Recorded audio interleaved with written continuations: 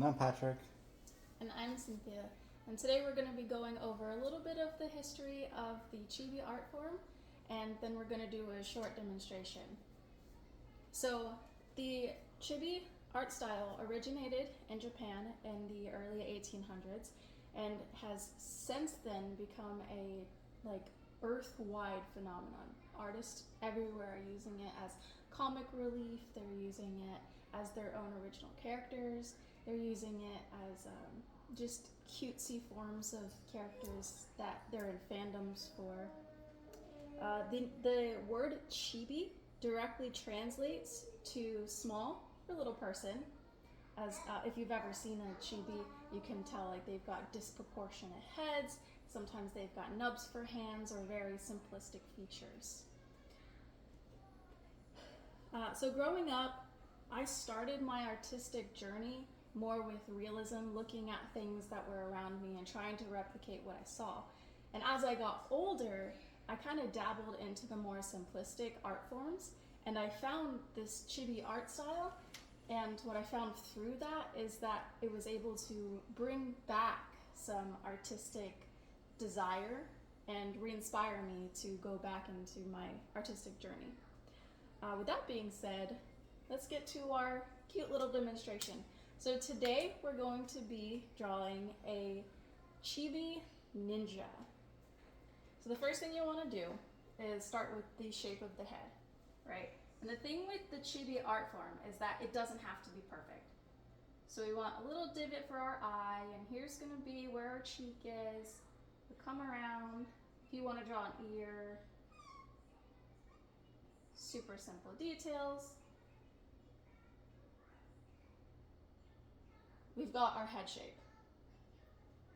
Next, for our ninja, we're going to do a little headband.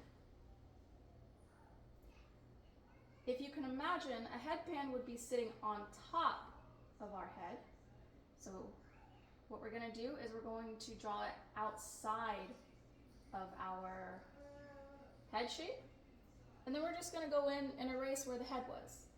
So it gives the imagery that it's sitting on top.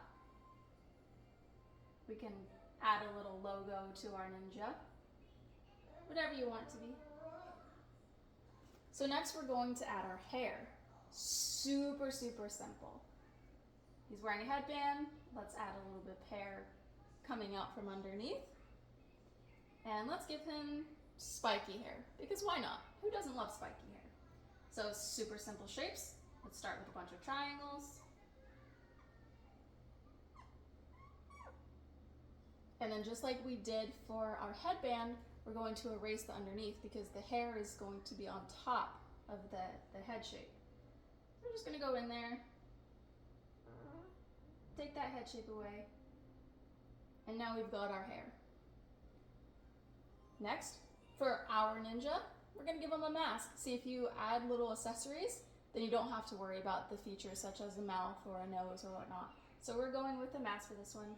And now because he does have a nose still, we're going to create a little hump as an illusion of where the nose would be. Super simple. Now we're going to add our eyes. And the great thing about our chibi style is that we can change the expression of our character simply based on our eyes. So we've got a very surprised expression here. What if we wanted him to be more serious because he's a ninja? Just add a line and a little half circle. What if we wanted him to be happy? Super simple line.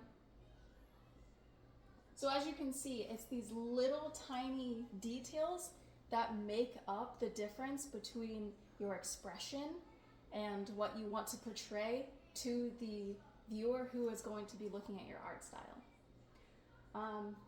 Other than that, like the world is your canvas. This whiteboard, you can use paper, you can use anything, just erase, go back, redesign. That's the beauty about art. Art is subjective, and You're the world creator. So